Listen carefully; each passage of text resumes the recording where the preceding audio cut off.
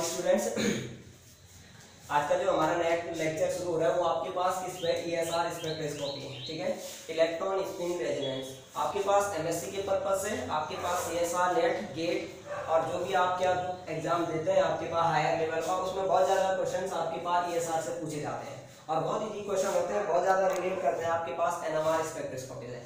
देखो यहाँ पे क्या क्या होने जा रहा है। एक तो मैं आपको बताऊंगा कि इंट्रोडक्शन क्या होता है आपके पास, इस पार्ट में आपके पास इंट्रोडक्शन के बारे में पढ़ेंगे हम। और दूसरा मैं कंपैरिजन करूंगा किसको, ESR को NMR से। तीसरा मैं आपको ये बताऊंगा कि कैसे आपके पास ESR लाइन फाइंड होती है। और चौथा मैं आपको ये बताऊंगा कि आपके पास क्या होता है, इंटेंसिटी रेशो कैसे बन के आता है। ठीक है, तो चलो शुरू करते हैं। सबसे पहला देखो मैं आपको बताता हूँ इंट्रोडक्शन आपके पास क्या होता है ESR का। इंट्रोडक्शन पढ़ने के लिए आपके पास क्या होगा, हमने कंप्लीटली यहाँ पे जिसको पढ़ना वो इलेक्ट्रॉन्स के बारे में पढ़ना है। ठीक है, जब आप इलेक्ट्रॉन्स को पढ़ोगे तो वहां पर आपके पास इसके लिए क्या क्या कंडीशन होनी चाहिए, कंडीशंस क्या होनी चाहिए। तो पहला जो कंडीशन होगा, पहला कंडीशन आपके पास होना चाहिए कि अनपेयर्ड इलेक्ट्रॉन प्रेजेंट होना चाहिए। अनपेयर्ड इलेक्ट्रॉन आपके पास, अनपेयर्ड का मतलब सिंगल इलेक्ट्रॉन, सिंगल इलेक्ट्रॉन का मतलब आपके पास क्या होता है, हमेशा फ्रीली दिखा। इस तरह से आपके पास है, जो भी आपके पास कंपाउंड होगा उसके पास सिंगल इलेक्ट्रॉन प्रेजेंट होना चाहिए। सेकेंड चीज आपके पास क्या होगा, हमें देखते हैं कि स्पिन की बात करें तो स्पिन आई होता है और आई यहाँ पर आपके पास इलेक्ट्रॉन का क्या होगा आपके पास हाफ। अगर ये दो कंडीशन आपके पास कंपाउंड में लगे तो वो आपके पास क्या है, ESR एक्टिव है, वो आपके पास ESR एक्टिव न्यूक्लियर हो जाएगा। जैसे मैं एग्जांपल के लिए आपको बताता हूँ, मैंने 3 मॉलिक्यूल लिखे यहाँ पे। देखो एक H2 मॉलिक्यूल लिखा, एक मैंने आपके पास क्या लिखा, B2 मॉलिक्यूल लिखा। ठीक है, अगला मैंने एक आपके पास तीसरा लिख दिया O2 मॉलिक्यूल। ये 3 मॉलिक्यूल मैंने आपके पास दिए। इसमें मैंने छांटना है कि कौन सा वाला ESR एक्टिव है, कौन सा वाला ESR एक्टिव नहीं है। ठीक है, कैसे हो जाएगा, देखो हाइड्रोजन को हम लिखते हैं, देखो आपके पास मॉलिक्यूल के फॉर्म में जब आपके पास होता है तो H प्लस H और आपने H2, ये आपके पास मॉलिक्यूलर ऑर्बिटल डायग्राम आप इनऑर्गेनिक कंपाउंड्स में पढ़ के आते हैं। ठीक है, यहाँ पर आपके पास क्या होता है 1s2, इसका भी क्या होता है आपके पास 1s2। ठीक है, सॉरी हाइड्रोजन क्या होता है आपके पास एक होता है, यहाँ पे इसका क्या होगा 1s1 और इसका भी आपके पास क्या आ जाएगा 1s1। ठीक है, हाइड्रोजन का एक एटॉमिक ऑर्बिटल, हाइड्रोजन का दूसरा एटॉमिक ऑर्बिटल, ये हाइड्रोजन का मॉलिक्यूलर ऑर्बिटल, ये वाला हाइड्रोजन का मॉलिक्यूलर ऑर्बिटल और कौन सा बॉन्डिंग ऑर्बिटल, ये आपके पास क्या है एंटी बॉन्डिंग ऑर्बिटल। यहाँ आपने एक इलेक्ट्रॉन बना एटॉम में, यहाँ एक बना, यहाँ आपके पास इस तरह से 2 बचे हैं, दोनों के दोनों पेयर हो गए। पेयर का मतलब आपके पास क्या हो जाएगा ESR इनएक्टिव, ESR इनएक्टिव हो गया। ठीक है, B2 मॉलिक्यूल में देखो, B2 मॉलिक्यूल में आपके पास क्या बोरॉन प्लस आपके पास बोरॉन, ये आपके पास क्या बना रहा है, B2 को बना रहा है। ये बनेगा तो आपके पास क्या आएगा 1s2, आपके पास क्या आएगा 2s2 और 2p1। एक बोरॉन का एटॉमिक नंबर ऐसा होता है। ठीक है, आप इस तरह से लिखते हो, उसका आपके पास क्या आता है इलेक्ट्रॉनिक कॉन्फ़िगरेशन, इसका सेम आएगा। मैं 2p का बना देता हूं, देखो आपके पास p के 3 ऑर्बिटल 1 2 3 और यहाँ पे p के 3 ऑर्बिटल 1 2 3, ये इसके मॉलिक्यूलर ऑर्बिटल 2 और इस तरह से आपके पास 1। ठीक है, यहाँ पर आपके पास 1 और इधर आपके पास क्या आ गया 2।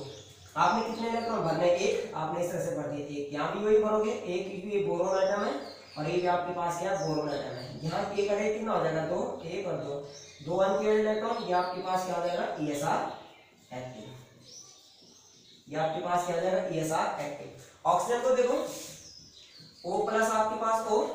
ठीक है, ऑक्सीजन बनाता है आपके पास क्या होता है, एक ऑक्सीजन का 1s2, आपके पास 2s2 और आपके पास क्या आता है 2p4। फिर आपने p4 का बनाऊंगा तो p के ये 3 ऑर्बिटल है आपके पास 1 2 और ये आपके पास 3। ठीक है, ऐसे दूसरे जगह वही देखो, आपके पास 1 2 और आपके पास क्या हो जाएगा 3। आपने कितने इलेक्ट्रॉन भरने, 1 2 3 और ये आपके पास 14। यहाँ 1 ये 2 और ये आपके पास 3 और इधर आपके पास 14। यहाँ मॉलिक्यूलर ऑर्बिटल बनेंगे 1 2, यहाँ पे सॉरी यहाँ पे 2 बनेंगे। ठीक है, और यहाँ पे भी आपके पास ये 2 और इधर आपके पास 1 ऑर्बिटल। कितने इलेक्ट्रॉन भरने टोटल, 1 2 3 4, ये 5, ये 6वां, ये 7वां, ये 8वां। यहाँ पे भी 2 अनपेयर्ड इलेक्ट्रॉन है, तो इसका मतलब आपके पास ये भी क्या आपके पास ESR एक्टिव है। ठीक है, ऐसे आपके पास क्या होगा, मॉलिक्यूल को छांटते हैं कि कौन सा वाला मॉलिक्यूल ESR एक्टिव है और कौन सा वाला आपके पास क्या है ESR इनएक्टिव है। ठीक है, अब देखो उसके बाद हमारे पास क्या आता है, जैसे आप NMR में केमिकल शिफ्ट को पढ़ा जाता है तो हम ESR में क्या पढ़ते हैं। ठीक है, जब आप पोजीशन ऑफ सिग्नल देते हैं या पोजीशन ऑफ हाइड्रोजन देखते थे वहां पे, तो केमिकल शिफ्ट को पढ़ा जाता था। ऐसे हम क्या करते हैं ESR में, जब हमारे पास क्या आता है प्रोटॉन इलेक्ट्रॉन को पढ़ते हैं तो हम क्या देखते हैं वहां पे कौन सा वाली वैल्यू पड़ा जाती है, वो हमारे पास क्या होती है, जी वैल्यू होती है। ठीक है, तो मेजरमेंट जब हम करते हैं तो हम इस तरह से आपके पास होता है, देखो जैसे ये पहला वाला, अगर मैंने आप हमारे पास क्या था केमिकल शिफ्ट, देखो केमिकल शिफ्ट डेल से रिप्रेजेंट कराया जाता था, और इसका जो आपके पास मेजरमेंट होता है उसको हम पीपीएम में मेजरमेंट करते थे, कब जब आपके पास प्रोटॉन होता था। लेकिन जब हम ईएसआर को पढ़ते थे, ईएसआर में हम जी वैल्यू को पढ़ते, ये कब पढ़ा जाता जब आपके पास यहाँ ईएसआर या फिर आपके पास इलेक्ट्रॉन पैरामैग्नेटिक रेजोनेंस हो। क्लियर, सपोज मेरे पास क्या है, एक सिग्नल आ रहा है आपके पास, सिंगलेट वाला सिंगलेट है। ठीक है, एनएमआर स्पेक्ट्रम लिया मैंने, यहाँ डेल वैल्यू लिखा, यहाँ पे मैंने क्या लिखा आई, मेरे पास क्या था, ये बहुत शार्प बनता है, शार्प आपके पास किसमें बनता था, एनएमआर में। लेकिन ये सिंगलेट आपके पास क्या होता है, अगर मैं सिंपल जी वैल्यू और किसके बीच में, आई के बीच में बनाऊं तो ये आपके पास क्या आता है, बहुत ब्रॉड बन के आता है। ठीक है, ब्रॉड आपके पास कहाँ पे बनता है, ये आपके पास ईएसआर में। ठीक है, अगर यहाँ पर अगर मैं डबलेट बना दूं, अगर एनएमआर ऐसा बन के आता आपके पास, कोई पीक ऐसे बन के आ रही, डबलेट बन के आ रही, ये किसके बीच में, डेल और आई के बीच में, तो यही पीक आपके पास यहाँ अगर आप जी और आई के बीच में देखेंगे तो हमारे पास क्या होता है, देखो ये ऐसे बन के आता है, ये डबलेट बन के आ गया, तो ये आपके पास क्या बहुत ज्यादा इसी की तरह ब्रॉड है, ये आपके पास इसी की तरह क्या आपके पास शार्प है, तो ये आपके पास एनएमआर से होता है। ठीक है, तो हम क्या करते हैं, देखो ईएसआर में जो हम लेते हैं, हम क्या कर रहे हैं, फर्स्ट डेरिवेटिव लेते हैं किसका, स्पिन का, और फर्स्ट डेरिवेटिव का मतलब डी आई अपॉन आई, और बाकी आपके पास क्या आता है, इधर जी वैल्यू होती है। तो अब जो ये आपके पास निकल के आता है, ये जो डबलेट आया सिंगलेट आया डी आई और आई के बीच में, वो आपके पास क्या आता है, इस तरह से शार्प आपके पास बन के आते हैं। ठीक है, तो हमें ईएसआर में फर्स्ट डेरिवेटिव लेना होता है स्पिन का, और एनएमआर में हम आई और डेल के बीच में हमारे पास क्या होता है, शार्प पीक बन के आ जाएगा। होता है क्या, देखो जैसे आपने क्वांटम में भी पढ़ा होगा, हाइजेनबर्ग अनसर्टेनिटी प्रिंसिपल होता है, जब आप क्या करते हैं, इलेक्ट्रॉन का क्या देते हैं, पोजीशन, और दूसरा उसका क्या देते हैं, मोमेंटम। ठीक है, वो क्या होता है, एक कांस्टेंट होता है, ये 2 पाई या 4 पाई के बराबर होता है। ठीक है, यहाँ पे भी कुछ ऐसा ही रिलेशन है आपके पास शार्प और ब्रॉड के बीच में। कब आपके पास शार्प सिग्नल बन के आएगा, तब आपके पास क्या होता है, ब्रॉड सिग्नल बन के आता है। क्यों शार्प और क्यों ब्रॉड आपके पास बन जाते हैं। ठीक है, देखो जैसे आपने वहां पे पढ़ा होगा कि देखो डेल्टा पी और डेल्टा एक्स का जो आपके पास मल्टीप्लिकेशन होता है वो हमेशा किसके बराबर होता है, कांस्टेंट के बराबर होता है। ये आपके पास क्या था, हाइजेनबर्ग अनसर्टेनिटी प्रिंसिपल है। यहाँ पे आपके पास क्या होता है कि जैसे आपके पास डेल्टा डब्ल्यू और डेल्टा टी का जो आपके पास मल्टीप्लिकेशन होता है वो हमेशा इलेक्ट्रॉन के लिए क्या होता है, कांस्टेंट होता है। डेल्टा डब्ल्यू होता है आपके पास विड्थ ऑफ आपके पास किसका, सिग्नल का, और ये जो डेल्टा टी होता है वो आपके पास क्या होता है, रिलैक्सेशन टाइम। ये आपके पास क्या होता है, रिलैक्सेशन टाइम होता है। ठीक है, अगर मैं यहाँ से रिलेशन निकालूं तो मेरे पास ये निकल के आता है क्या, डेल्टा डब्ल्यू इन्वर्सली परपेंडिकुलर, तो आपके पास क्या आता है, डेल्टा टी क्या आता है। ठीक है, ये क्या होता है, मतलब आपके पास जितना ज्यादा आपके पास क्या होगा, डेल्टा टी अगर आपके पास क्या कर रहा है, इंक्रीज कर रहा है, रिलैक्सेशन टाइम आपके पास बढ़ रहा है, तो विड्थ क्या हो जाती है, बहुत कम हो जाती है। ठीक है, जब ऐसा होता है तब आपके पास क्या होता है, शार्प सिग्नल बन के आते हैं, और शार्प जब बनते हैं तो आपके पास क्या होता है, एनएमआर में बनते हैं, इस तरह से आपके पास दिखाई देते हैं सिग्नल। ठीक है, लेकिन यही जो आपके पास रिलैक्सेशन टाइम होता है, जो आपके पास क्या होता है, रिलैक्सेशन टाइम होता है, टाइम 4 आपके पास क्या होता है कि वेरी लो, किसके लिए, जब आप किसको पढ़ते हैं, ईपीआर को पढ़ते हैं, और जब ऐसा होता है तब आपके पास क्या बनता है, तो ब्रॉड सिग्नल बन के आता है, तब आपके पास सिग्नल ऐसे बन के आते हैं। ठीक है, वहां पे आपके पास रिलैक्सेशन टाइम क्या होता है, बहुत कम होता है। ठीक है, जब आगे जब हम केमिकल शिफ्ट पढ़ते थे तो हमारे पास क्या आता था, जब स्प्लिटिंग लाइन आती थी, इस तरह से आपने देखा है वहां पे ऐसे सिग्नल्स आते थे। ठीक है, तो इनके बीच का जो ये मल्टीप्लेट्स के बीच का, उसको हम जे से रिप्रेजेंट करते थे, इसको कहते थे कपलिंग कांस्टेंट। ये आपके पास क्या होता था, कपलिंग कांस्टेंट। लेकिन इन केस ऑफ आपके पास ईएसआर में क्या होता है, सपोज आपके पास ये सिग्नल बन के आए, 3 सिग्नल बन के आए, तो ये जो गैप है इसको कहा जाता है आपके पास हाइपर फाइन स्प्लिटिंग। इसको कहा जाता है आपके पास हाइपर फाइन, और ये आपके पास क्या होता है स्प्लिटिंग। ठीक है, तो इस तरह से आपके पास सिग्नल्स या फिर आपके पास ये बन के आते हैं। जैसे एग्जांपल और भी सारे एग्जांपल हैं आपके पास, कैसे कैसे आप देखते हैं, कैसे आप दिखाओगे सिग्नल को। देखो सिग्नल स्प्लिटिंग ऑफ सिग्नल वही होता है फॉर्मूला जो आपके पास एनएमआर में होता है 2ni+1। बस स्पिन यहाँ पे इलेक्ट्रॉन्स का देखना है, स्पिन उसका देखना है जिसके थ्रू आपके पास सिग्नल स्प्लिट होते हैं। ठीक है, वहां पे भी वही करते थे। अब देखो नेक्स्ट, जैसे मैंने एक एग्जांपल लिया आपके पास। ठीक है, एग्जांपल क्या लिया कि मेरे पास ये CH3 CH2, ठीक है, और मैंने क्या करा इस पर Cl को ऐड कर दिया। अगर आप एनएमआर में देखो तो इसके थ्रू इसका क्या आएगा क्वाड्रेट, इसके लिए इसका क्या आएगा ट्रिपलेट। ठीक है, लेकिन मेरे पास अभी मैंने आपको बताया था जैसा H2 मॉलिक्यूल है, तो मॉलिक्यूल में तो क्या था अभी आपने देखा पेयर्ड इलेक्ट्रॉन। पेयर्ड इलेक्ट्रॉन क्या होते हैं आपको पता है कि ESR इनएक्टिव, ESR इनएक्टिव। ठीक है, लेकिन अगर मैं क्या करता हूँ इस H2 को कैटायन रेडिकल में चेंज कर देता हूँ, ये H2 था रेडिकल, तो ये आपके पास हो गया कैटायन रेडिकल, या फिर मैं इसको एक इलेक्ट्रॉन ऐड कर देता हूँ तो आपके पास ऐसा बनेगा H2, और यहाँ पे जो था ये एक इलेक्ट्रॉन ऐड करने का मतलब नेगेटिव चार्ज इस तरह से आ जाएगा आपके पास, तो ये एनायन बन गया है।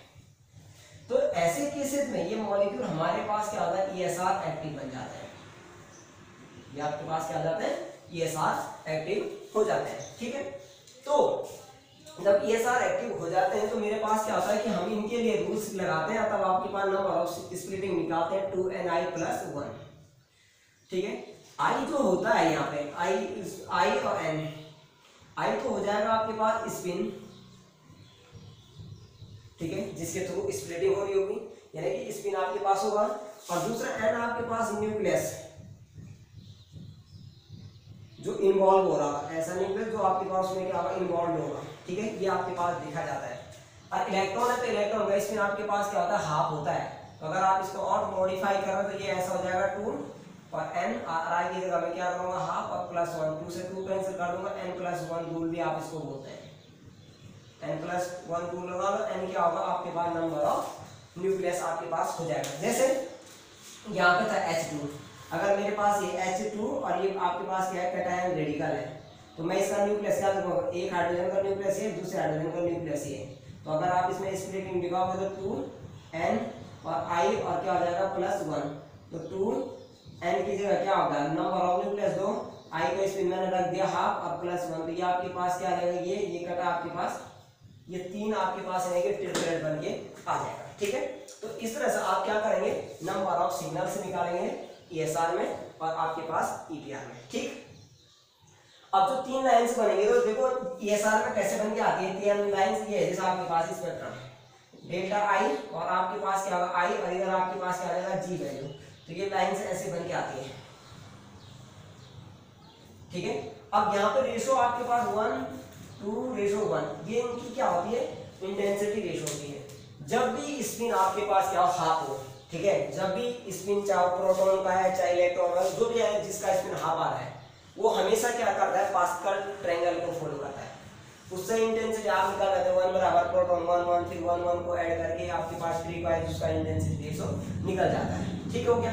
अब इतना करने के बाद देखो हमारे पास जैसे और भी न्यूक्लियाई है, मैंने एक दूसरा न्यूक्लियाई लिया आपके पास मिथाइल रेडिकल CH3 और उस पर रेडिकल ले लिया है। ठीक है, अब CH3 रेडिकल में क्या होगा, देखो जब आप CH3 रेडिकल को देखो तो वहां पे आपके पास क्या है, ये मेरे पास CH3 और यहाँ पे आपने क्या करा रेडिकल, इसको मैं ऐसे लिख लेता हूँ कार्बन, यहाँ पे H, यहाँ पे H और यहाँ पे भी H, इसके पास आपके पास रेडिकल, ये इसका मतलब रेडिकल है तो सिंगल इलेक्ट्रॉन है, अनपेयर्ड इलेक्ट्रॉन प्रेजेंट है आपके पास ESR एक्टिव होगा। ठीक, अब ये वाला जो प्रोटॉन एक न्यूक्लियस, ये दूसरा, ये तो 3 हो गया आपके पास न्यूक्लियस हो गए, बिल्कुल सही हो गया। लेकिन प्रोटॉन का जो यहाँ पे आपके पास नेचुरल एबंडेंस वो आपके पास क्या है 100% है। ठीक है, और 100% का दूसरा आपके पास क्या है न्यूक्लियस कार्बन, कार्बन आपके पास 2 फॉर्म होता है, या तो C13 होगा या फिर आपके पास क्या होगा C12 होगा। ठीक है, जब ऐसा होता है तो कार्बन 12 तो 4 से डिवाइजिबल हो जाता है, तो ये तो आपके पास क्या होता है NMR इनएक्टिव होता है, या आपके पास क्या होता है NMR इनएक्टिव, और यहाँ आपके पास क्या होता है, कंप्लीटली 4 से डिवाइजिबल नहीं होता है, तो ये आपके पास क्या होता है, NMR इनएक्टिव होता है। NMR आपके पास क्या होता है, एक्टिव, सॉरी। लेकिन इसका जो नेचुरल एविडेंस है वो 98 पॉइंट आपके पास 9% है, इसका क्या है आपके पास 1.1% है। तो ये लो एविडेंस है। लो एविडेंस वाला जो होता है आपके पास डाइल्यूट होता है, और डाइल्यूट में आपके पास लो सिग्नल। तो सिग्नल किसका आएगा, प्रोटॉन्स का, जो आपके पास 3 प्रोटॉन है उनका सिग्नल आएगा। कैसे निकल के आएंगे, क्या सिग्नल आएंगे, आपके पास फॉर्मूला है 2Ni और +1, 2 इंटू न्यूक्लियस कितने हैं, 1 2 3 न्यूक्लियस इंटू आई स्पिन प्रोटॉन के लिए उसका इलेक्ट्रॉन का हाफ और +1, तो आपके पास क्या आ जाएगा 2 से 2 कैंसिल हो जाएगा, 3 + 1, तो 3 + 1 लेने की आपके पास 4 आ जाएगी आपके पास इसकी नंबर ऑफ लाइन्स, जिसको हम क्या बोलते हैं, क्वाड्रेंट। क्वाड्रेंट का मतलब आपके पास ऐसा बन रहा होगा 1 2 3 और ये 4, ठीक है। इस तरह से आप देख सकते हैं कि आपके पास क्या आ जाएगा, लाइंस इस तरह का बन के आ जाएगा कि ये और इस तरह से आपके पास 4 लाइंस बन के आ जाएंगे, ठीक है। तो आपने नंबर ऑफ सिग्नल कैसे निकालने, आपके पास क्या था 2Ni + 1 करके, जैसे आप NMR में निकालते ही थे, ठीक। अब इसका जो इंटेंसिटी रेशो आप पास्कल ट्रायंगल से निकाल सकते हैं, 1:3, फिर आपके पास क्या आ जाएगा 1, इस तरह से आपके पास इनका इंटेंसिटी रेशो होता है, ठीक। अब देखो आगे, जैसे ये तो सिंपल है, थोड़ा जैसे जैसे आप आगे बढ़ते रहोगे थोड़ा आपके पास कॉम्प्लेक्स स्ट्रक्चर आ जाएंगे। लेकिन आपके पास अगर आपको प्रोटॉन का एनवायरनमेंट देखना आ जाता है तो आपके पास ESR सिग्नल भी इजीली या ESR लाइन से आपके पास इजीली निकल जाते हैं, ठीक है। अब देखो, जैसे मेरे पास क्या है, इथाइल रेडिकल है CH3 और CH2 और यहाँ पे आपके पास रेडिकल, मैं इसको बनाऊंगा तो ये आपके पास हो जाएगा CH3, यहाँ पे CH और यहाँ पे H और इधर भी H, इधर भी आपके पास H और यहाँ पे भी H और यहाँ पे भी आपके पास H और इसके पास रेडिकल, ठीक है। रेडिकल स्प्लिट इसके कारण हो रहा है, रेडिकल के कारण, तो मैंने इसको मान लिया एक टाइप का ये है, एक दोनों सेम प्रोटॉन, ये दूसरे टाइप के प्रोटॉन, ये 2 टाइप के आपके पास प्रोटॉन होंगे, ठीक है। आपने नंबर ऑफ ESR लाइंस निकालनी है, तो क्या हो जाएगा आपके पास, ये होता है फॉर्मूला 2N1 इनको मानूंगा मैं, और ये आपके पास I + 1, फिर मल्टीप्लीकेशन 2N2 और I+1, आप निकाल दो 2N1 कितने प्रोटॉन है, 1 वाले आपके पास 2, स्पिन क्या है आपके पास हाफ +1, ऐसे दूसरे का निकालूंगा 2N2 में कितने प्रोटॉन है 3, स्पिन क्या आ जाएगा हाफ और प्लस क्या आ जाएगा 1, तो यानी कि आपके पास 2 से 2 कैंसिल, इस 2 से ये 2 कैंसिल हो जाएगा, आपके पास क्या बचेगा 3 इंटू आपके पास क्या आ जाएगा यहाँ पे 4, यानी कि आपके पास कितने लाइंस बनेंगे 12 लाइंस, ठीक है। अब जब आपके पास 12 लाइंस होंगी तो सबसे पहले देखो ये आपके पास क्या होगा, 2 प्रोटॉन के थ्रू आपके पास कितने बनेंगे 3 लाइंस बनी थी, ठीक है। मतलब ESR में क्या होता है, देखो वहां पे तो हम NMR लेकर हमारे पास जितने नंबर ऑफ प्रोटॉन थे उतना आपके पास क्या होता है नंबर ऑफ सिग्नल बन के आता है, 2 प्रोटॉन 2 टाइप के प्रोटॉन है 2 सिग्नल। ESR में क्या होता है, सिग्नल एक ही आता है लेकिन वो फर्दर आपके पास लाइंस में डिवाइड हो जाता है, एक लाइन आएगा वो 2 में टूट जाएगा, 3 में टूट जाएगा, ऐसे आपके पास क्या होता है बहुत लाइंस आपस में ब्रेक हो जाती है। जैसे देखो यहाँ पर अगर एक लाइन बन के आएगी तो ये आपके पास पहले 3 में ब्रेक हो गया, देखो 1 और 2 और 3, ठीक हो गया, ये 3 में ब्रेक हुआ। अब ये 3 आपके पास देखो 4 में ब्रेक हो रहे हैं, 1 2 3 4, ये भी 1 2 3 4, ये भी 1 2 3 4, अगर लाइंस काउंट करें तो 1 2 3 4 8 4, ये आपके पास 12 लाइंस हो गई। तो पहले ये क्या था, इस डबलेट के थ्रू ये 3 में टूटा, आपके पास क्या हो गया, तब वो 3 आपके पास 4 में स्प्लिट हुए ये वाले, तब जाके आपके पास 12 लाइंस आपके पास बन के आते हैं, ठीक है। तो जैसे इनका रेशो भी आपके पास होता है कि 1:2:1, ठीक है। आप इनको निकाल सकते हैं, सब आपके पास निकल के आ जाएंगे, ठीक है। इनका जब आपके पास आता है 1 3 3, ये आपके पास इसमें एक मल्टीप्लीकेशन तो 1 फिर 3, ऐसा आपके पास 3, फिर इसको इसके साथ मल्टीप्लीकेशन 3, ऐसे आपके पास क्या हो जाएगा 1, फिर 2 को यहाँ पर आप इसके साथ करोगे 1 3 3 और 1, फिर मल्टीप्लाई करोगे 2:2, फिर 6, फिर आपके पास 2, ऐसे आपके पास 1:3 ऐसा। तो इस तरह से आपके पास क्या होता है 12 लाइंस की क्या आ जाती है इंटेंसिटी रेशो निकल के आ जाता है, ठीक है। ऐसे आप और भी कंपाउंड्स में देख सकते हैं। जैसे एक बेंजीन है आपके पास, इंपॉर्टेंट कंपाउंड मैं आपको करा रहा हूँ। इसमें जैसे आपके पास क्या है, बेंजीन है। बेंजीन आपके पास ये C6H6 है, 1 2 3 4 5 और 6, यहाँ पे भी प्रोटॉन है, यहाँ पे भी प्रोटॉन है, यहाँ पे भी प्रोटॉन है। ये कंपाउंड आपके पास ये साथ सिग्नल नहीं देगा, लेकिन अगर मैं इसको कैटायन रेडिकल में चेंज कर दूं तो आपके पास ये साथ हो जाएगा। तब आपके पास क्या आ जाएगा, 2Ni+1, 2 न्यूक्लियस कितने हैं, 6 प्रोटॉन, 6 का इंटू हाइड्रोजन सेम है, तो आपके पास इस पे हाफ प्लस आप इसको कैंसिल करो तो आपके पास 7 लाइंस इसकी भी बन जाएगी। इस तरह से आपके पास क्या होता है, डिफरेंट टाइप का आप क्या करते हैं इनमें ESR लाइंस फाइंड आउट करते हैं। जैसे और भी है आपके पास, जैसे नेफ्थलीन है, जैसे आपके पास क्या है, नेफ्थलीन है, तो नेफ्थलीन का फॉर्मूला आपके पास क्या होता है, इस तरह से